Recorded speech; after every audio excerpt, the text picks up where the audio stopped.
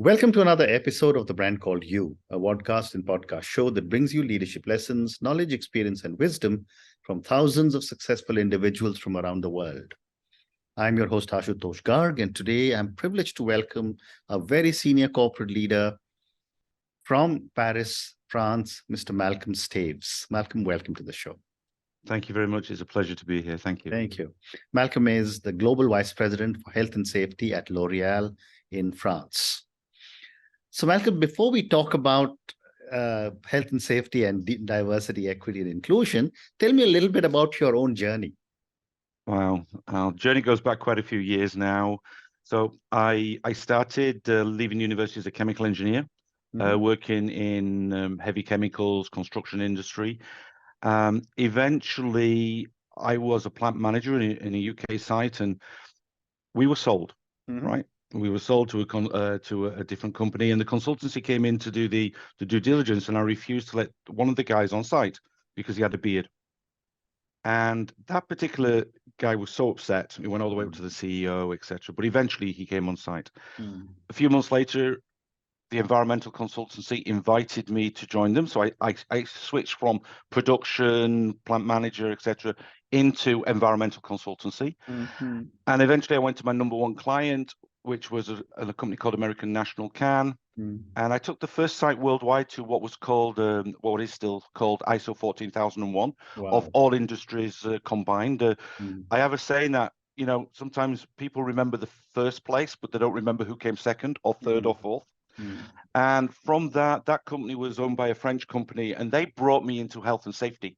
Okay. So I have no health and safety qualifications. I have an engineering background, production background, and been very, very successful. And from that company, which was called Pechenay, to an organization called Alcan, eventually the cosmetics giant L'Oréal headhunted me, and I ended up going from heavy chemicals, metal, and all the rest of it into the cosmetics business. And I've been here with L'Oréal now for 15 years, and I'm enjoying every single minute of it. How wonderful. What a great story. So, Malcolm, you're also known for what's called your Hummingbird approach. Oh, yes. What does this mean? And help me understand with an example. Yeah, no problem at all. The Hummingbird is a South American fable story that goes back centuries and centuries to, I think, the Inca kind of period. And it's all about a forest fire. All the animals rush out, but the hummingbird goes to the local river, takes up a drop of water, and goes backwards and forwards to try and put the fire out, and has no impact. And the other animals are in awe about it, and they say, well, you're crazy. What the heck? What are you doing? You know, you're having no impact. So the little animal says, well, I'm doing the best I can. And it goes beyond that, because eventually the animals start to do the same, and together and collectively, they put out the fire. So it demonstrates for me marginal gains.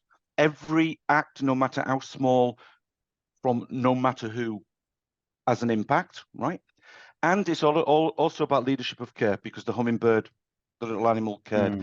Now, an example of that, quite a concrete one for the environment, not health and safety, is very often when people brush their teeth in the morning, right? They let the water run as they're cleaning the teeth. So if between needing to clean the brush, you switched off the water, put it back on to clean the brush, that would be a little bit of water that you would personally save. Correct. Brilliant. But if 10 people did that, or 1,000, or 10,000, or why not 1,000,000, that is a significant difference. And together, collectively, through marginal gains, we can make an impact on no matter what. It's not just a health and safety thing, but it's the way of my life. It's the way of life for me. What a fascinating story, and what an amazing kind of an approach you have told all our viewers and listeners. Every drop, when counted together with millions of drops, makes a stream. Thank you. Yeah. So let's talk about you as the Global Vice President, Health and Safety of L'Oréal. Tell me a little bit about the kind of work you're doing to be able to expand health and safety across the whole continent, because L'Oréal, as you said, is a global giant. Yeah, and I feel very privileged to have this sort of job within L'Oréal, and also been in a company whereby we're allowed to be curious, we're allowed to expand things. And in health and safety, we're quite centralized, which is very often goes against the grain of what many companies are doing. But we believe that every life counts, no matter where that life is. And therefore, why should you not apply global standards across the board, whether it be in India, China, France, or in the United States or in Latin America? So we have a very centralized approach to health and safety that allows us flexibility to adapt to local culture so it works. So it's no good me turning around, for example, on a behavioral based safety program and saying this is the way you do it in India or in China if it doesn't work for the local culture. So you need to give the local culture adaptation, but the framework is what we put in place. We also, I've done my job for 15 years now, and we are the only company to my knowledge, that has a cultural transformation journey and strategy only for health and safety. And all our sites within L'Oreal have been on that journey now for 10 to 15 years. The strategy changes, updates every 5 years, but we're all on the same journey. I can take somebody out of our sites in India, put them in the United States, or even put them in Australia. The framework is the same. The methods are the same, and it's producing good results. We have if we don't talk about performance very often, but our performance is good. But what's more important is we have a culture of care, and we have now got people all over the world through our Safe at Work, Safe at Home program, going out and giving back, giving to society, taking safety and health and well-being to their families and other companies. We benchmark with many, many companies, and we share shamelessly. Fantastic. And how does L'Oreal's commitment to health and safety set it apart from so many other companies, not just in the beauty and personal care industry, but across all major multinationals? Wow, that's a loaded question, and there's not one easy answer. Sure. One of the things that I think has been a benefit to L'Oreal is the fact that we've had the same person in charge for a lot of years. So very often, like with other companies, if you change people every 3 years or every 4 years, they come with their ideas, the new ways of doing things. We've been on the same true north path for 15 years when it comes to health and safety strategy. And it's all about putting our people in the center. And what we found is by doing that, we get passion, we get commitment, we get engagement, and you can move the world with that kind of approach. And as a result, we have good safety performance. I mean, don't get me wrong. We also have the technical aspects, the guarding and all the rest of it that you need, that kind of foundation. But at the end of the day, it's all about being human, and it's all about understanding that people in the health and safety world, you and I will someday make a mistake. Not on purpose, right? Yeah. But the question is that going to result in you being injured or not? And what we have to do, we try to do in L'Oreal, is get into the minds of every single person, no matter where they are in the world, and make them realize that I don't want them to work safely for L'Oreal as a priority. And now you're wondering, why is Malcolm saying that on the recording? I want them to work safely for their families, for their loved ones, so that they can spend their money they earn when they work for L'Oreal where it really matters. And if you change that conversation so that they have a sense of purpose and they realize that I need to be safe for my family, then they will work safely because it's right for them, not because L'Oreal's asking for them to be. And like for in India, very often, and I'm quite happy to play this card, because in the sense that people need to find their own reason for working safely. Very often you have in India and many other countries, we have enlarged families. You look after mothers and fathers, grandparents, cousins, and all the rest of it.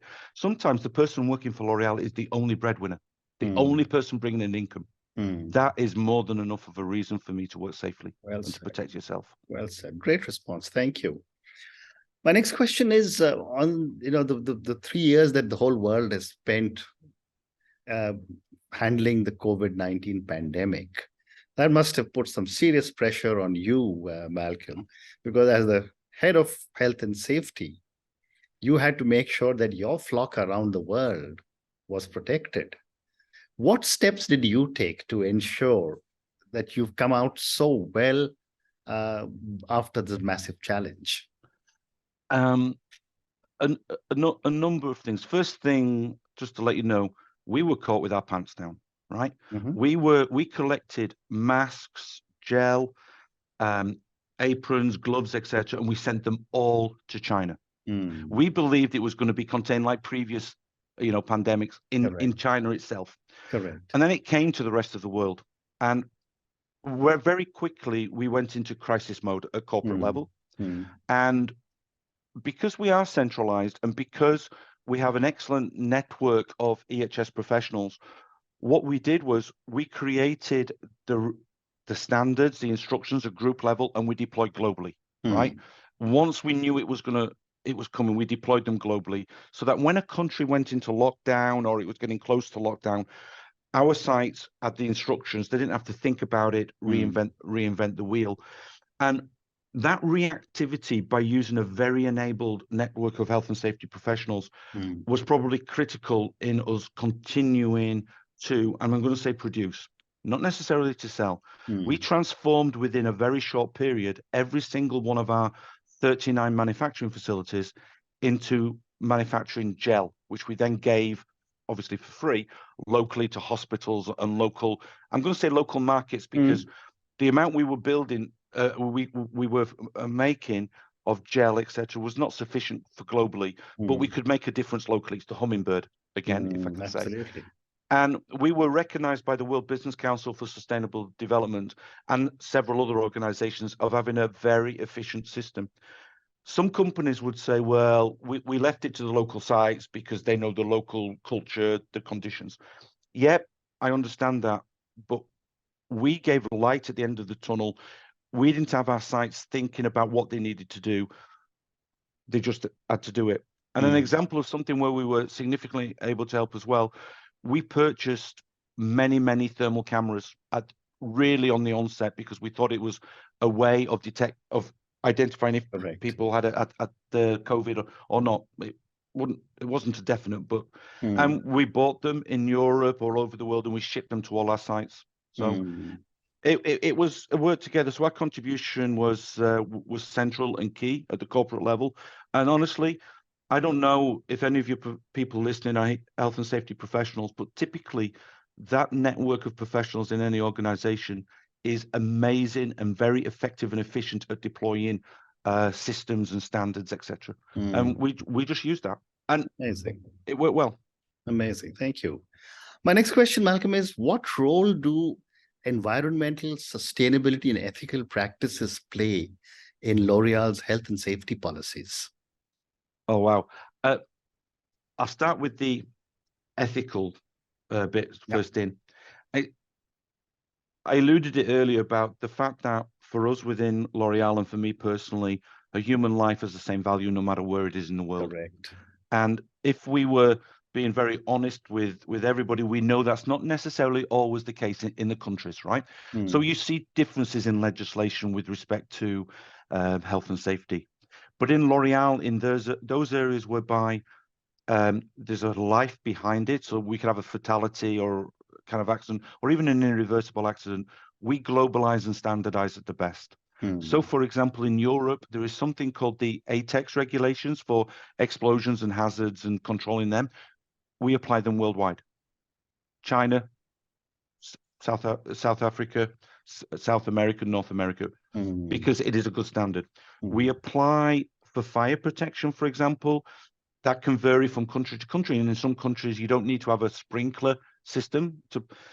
We apply the American standard, NFPA, it's called, National Fire Protection Agency. We Mm. apply their standards worldwide. So ethically, I think a company should, especially like a L'Oreal, a multinational, should apply best standards worldwide because the value of life is the same wherever it is. Now, we then have other programs that we globalize, Mhm. right? That are non-technical, because like when you protect from explosions, it's very engineering technical. We have other ones that are very culturally orientated, Mm. like leadership, walking on the shop floor, talking about safety to people, and that we allow adaptation to local culture, and Mm. and so it's a little bit more bottom up. We give the frame, but there's a lot of flexibility within the frame. Mm. And ethically, I struggle sometimes. I see many other companies don't have that kind of approach, and I wonder why. I wonder why you would not put the best of the standards globally, and I think also from the health and safety point of view, it comes down to what I call safety by design, or ergonomics for design, or health by design. You can get in there right at the beginning, and we're not perfect, but we're on that journey to try and do that, because that's the way you can have an impact. And if I can, we can wait for local legislation. We can wait for governments to put frameworks, legislation in place. Correct. But I could not live with the number of people that might just die or might just have a serious accident because the legislation or the government practices or the government requirement framework wasn't at the right level. Well said. Well said. Thank you. There's a lot of ethics and safety. Absolutely. I agree. And my next question is that how important is employee education and engagement when it comes to maintaining a culture of health and safety? You cannot have a real culture in health and safety without it. I mean, the people are the heart of everything that we do.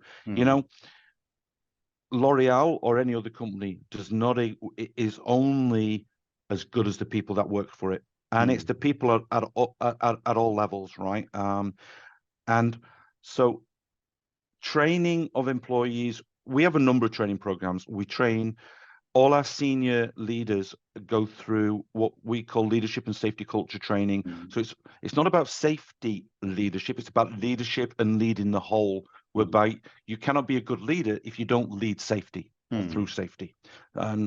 And we do that with a place called INSEAD, which is in Fontainebleau in Paris. We have a training which L'Oreal founded.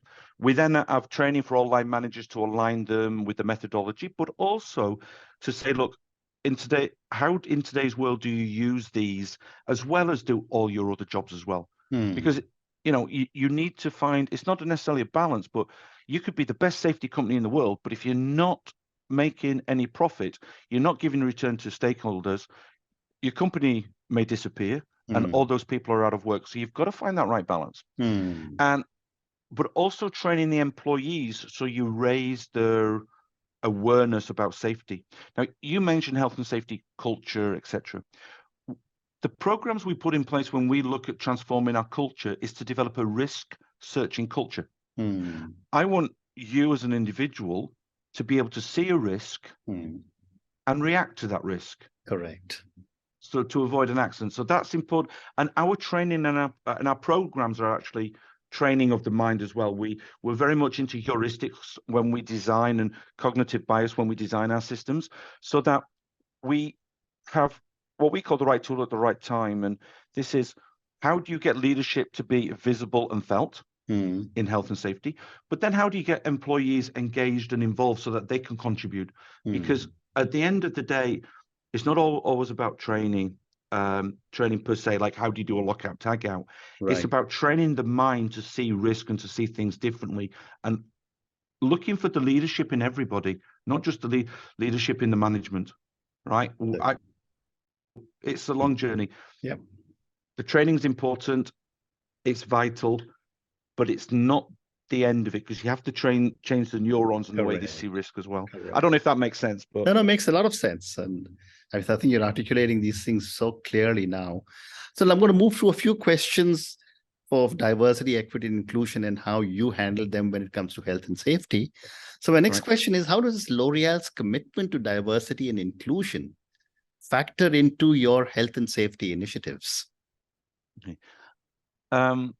It's vital, it's fundamental, it's part of the jigsaw, it's part of the puzzle, and it's important because I'm going to sort of transfer this into a question. How can you possibly understand or represent the people that you're trying to protect and serve in health and safety if you don't understand the culture?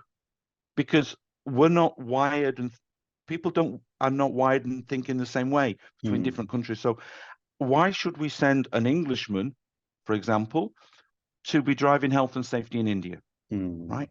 So what we do in L'Oreal, we we identify, we develop local talent.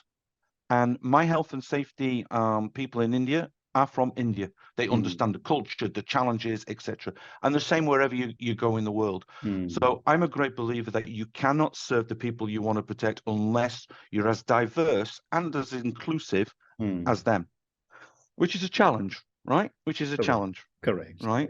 Correct. And then you can ask yourself the question, well, what does diversity mean? Because some people very often think it focuses on gender equity, gender equality, but it can also be different cultures. It can also be age as well, right? Absolutely. Absolutely. Yeah, diversity in itself is a very diverse word, and you could take anything into it. Absolutely. And I mean, I read a little bit about the great work you do on diversity and inclusion. It's phenomenal. So I have time for two more questions for you now.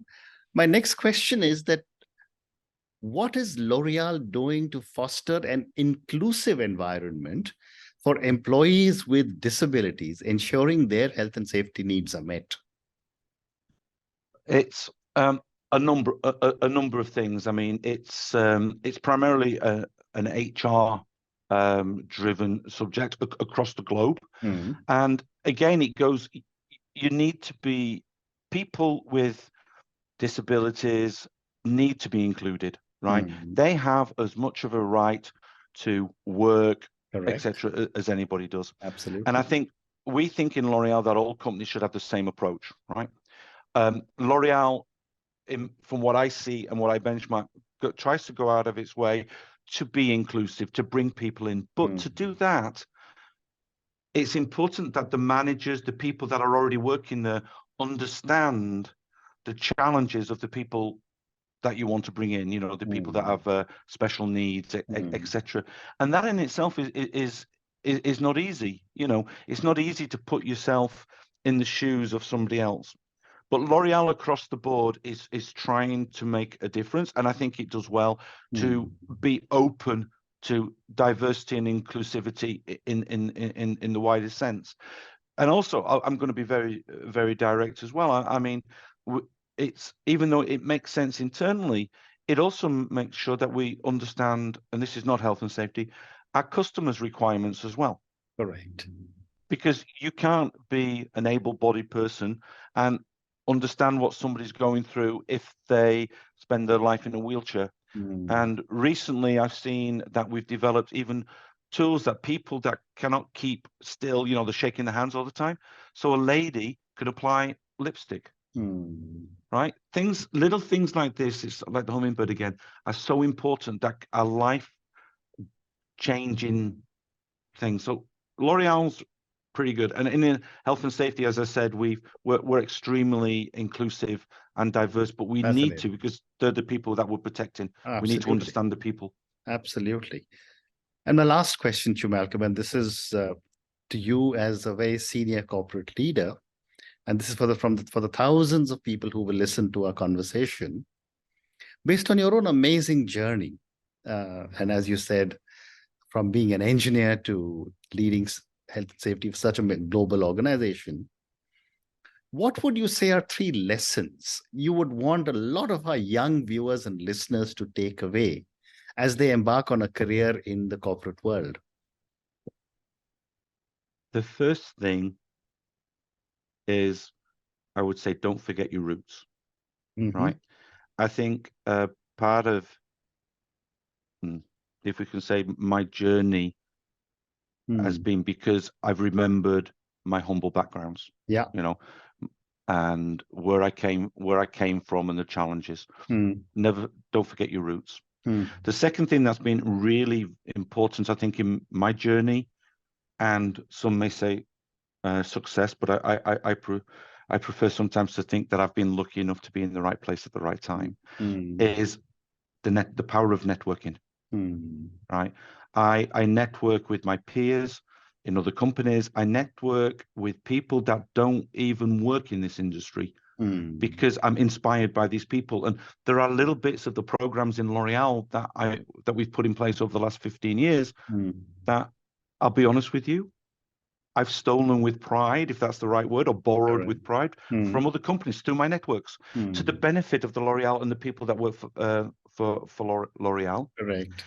And the third thing I would say is that, you know, and maybe this is something that I've grown into with time. In my early career, I was interested in more money, people working for me. You know, I had that kind of drive. Yeah. I think now what's important is to give back.